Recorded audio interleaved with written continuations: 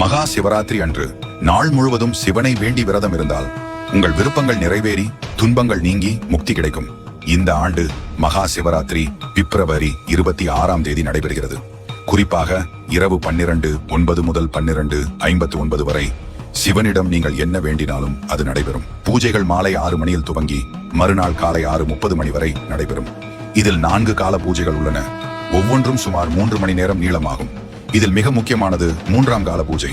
இது நள்ளிரவு 12 மணியில் துவங்கி அதிகாலை 3 மணி வரை நடைபெறும். இதன் முதல் 50 நிமிடங்கள் நிஷித கால பூஜை என அழைக்கப்படுவது சிவபெருமானை வழிபடுவதற்கு மிக ஏற்ற நேரம். இந்த நேரத்தில் பார்வதி தேவி மற்றும் சிவபெருமானை வழிபட்டால் அவர்களின் அருளை பெறுவதாக நம்பப்படுகிறது.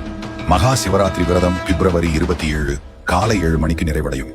இரவு முழுவதும் கண் விழிக்க முடியாவிட்டாலும் 3ஆம் மற்றும் 4ஆம் காலங்களில் கண் விழித்து சிவ தரிசனம் செய்வது அவசியம். இந்த நேரம் உங்கள் பக்தியிலும் புதிய ஆற்றலும் அருளும் தரும்.